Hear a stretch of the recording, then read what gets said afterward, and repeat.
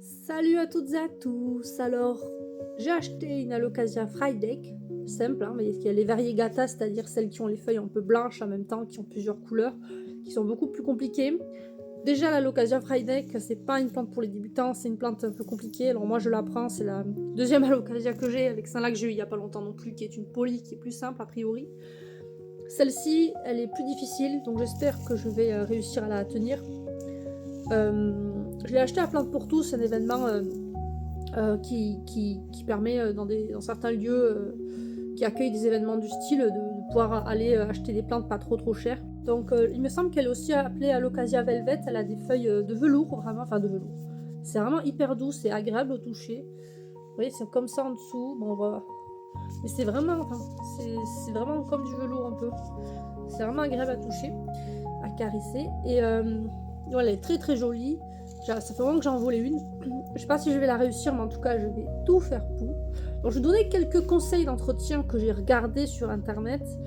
Alors, il y a des choses que je sais de base par rapport aux alocasias, c'est-à-dire que les alocasias, il faut pas les mettre. Il faut surtout pas qu'elles aient de soleil direct, mais il faut qu'elles aient suffisamment de luminosité. Donc, l'idéal, c'est de les mettre à côté d'une fenêtre. Mais la fenêtre, il faut qu'il y ait un voile, comme vous voyez, et qu'il y ait un rideau. En tout cas, si vous êtes au nord encore, ça peut le faire sans rideau. Mais si vous êtes comme moi, situé est ou alors sud ou ouest, il faut absolument que vous mettiez quelque chose pour empêcher que le soleil vienne brûler les feuilles. Euh, Ensuite, attention, parce que c'est une plante qui a besoin d'un fort taux d'hygrométrie, et c'est pour ça que moi je pense qu'elle va mourir chez moi. Parce que vous voyez, c'est 47%, et encore là, c'est parce que c'est un temps pluvieux et tout ça, que c'est un petit coup le pulvérisateur. Donc elle est très basse. J'ai un humidificateur d'air, mais qui peut pas marcher tout le temps, il fonctionne que quelques heures. Donc dès que je vais partir, il va arrêter. Donc ça me paraît compliqué Voilà, c'est un peu compliqué de garantir cette humidité, parce que normalement, alors c'est une plante qui au minimum du minimum, elle a besoin de 50%. Là on n'y est pas et des fois je suis à 30, des fois à 20% même. Après si je suis à 20%, il faut que je mette l'humidificateur, mais voilà. C'est une plante qui a donc besoin de... L'idéal c'est entre 60 et 80% d'humidité dans l'air. Moi, perso, je sais pas si je vais y arriver, en tout cas j'essaie. Je brumise les feuilles régulièrement de mes plantes, notamment des calathea, que j'arrive à maintenir. Mais par contre, il faut pas trop le faire l'hiver non plus pour éviter la moisissure et les champignons. En période froide. D'ailleurs, à propos du froid, les alocasias détestent le froid. Je crois que c'est à moins de 20 degrés, à 19 degrés. Bah, j'ai celle-là, j'ai jeté la feuille, mais celle-ci, elle a pris un peu de froid. Il faisait 19 degrés dans l'appart hier parce qu'il faisait un peu froid. Elle a perdu une feuille, du coup, qui avait l'air un peu pourrie. Donc j'espère qu'elle survivra. Mais voilà, donc on va voir. Je tente l'expérience.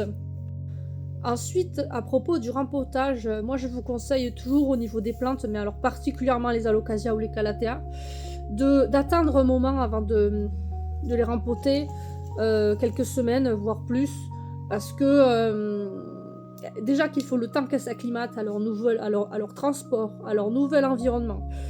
C'est très dur pour elles, c'est un stress énorme. Surtout les alocasias, elles détestent ça, elles sont assez compliquées, elles sont assez capricieuses, donc les calathea un peu aussi.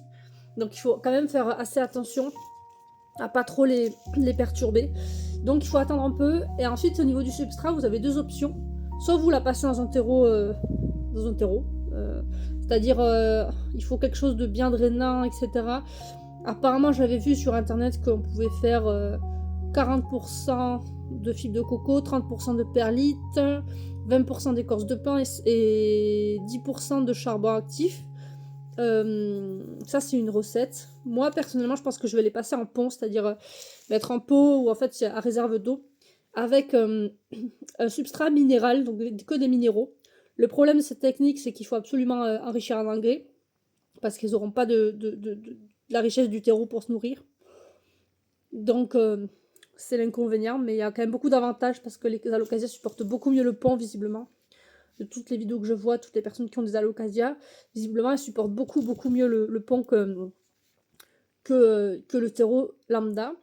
Après, comme je dis à chaque fois, il faut penser quand on a une nouvelle plante, prendre un chiffon, un coton un mouchoir et prendre... moi, personnellement, après, c'est ce que je fais.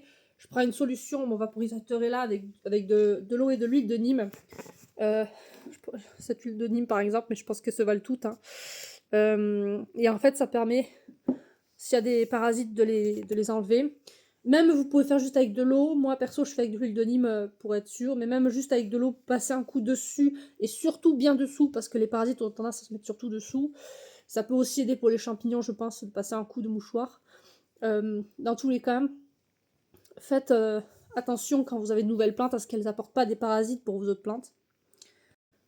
Aussi, dernière chose, même s'il y en aurait beaucoup d'autres à dire, les alocasias sont des plantes à bulbes, à bulbes qui font des bulbilles.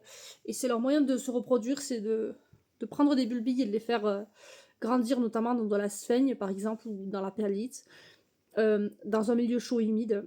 Et du coup, elles se reproduisent comme ça. Du coup, elles ont un bulbe qui pourrit assez facilement. Et si on donnait, elle perd toutes ses feuilles et qu'elle a l'air de mourir, vous pouvez tenter, parce que du moment qu'il reste un bulbe et je pense des racines aussi qui sont pas trop pourries, vous pouvez tenter de sauver l'alocasia. Moi, je pense que je passerai en pot, en tout cas, je pense que ça peut régler plusieurs problèmes. Voilà, bah, si vous avez des conseils, vous, par rapport à vos propres alocasias, ou si jamais vous voulez en avoir, que vous vous posez des questions, n'hésitez pas à aller poser vos questions, ou à me dire vos conseils ou vos anecdotes. Et merci d'avoir regardé cette vidéo jusque-là. Elle était un peu longue, je crois. En même temps, il faut bien dire les choses. Hein. C'est un peu long d'expliquer comment entretenir une plante, surtout aussi compliqué qu'une alocasia. Je vous souhaite une très belle soirée, nuit, matinée ou journée. J'espère que tout va bien pour vous. Et si vous avez aimé la vidéo, n'hésitez pas à liker, partager. Et n'hésitez pas à vous abonner si ça vous a plu. Ça fera toujours plaisir. Merci. Et à très très bientôt. Prenez soin de vous.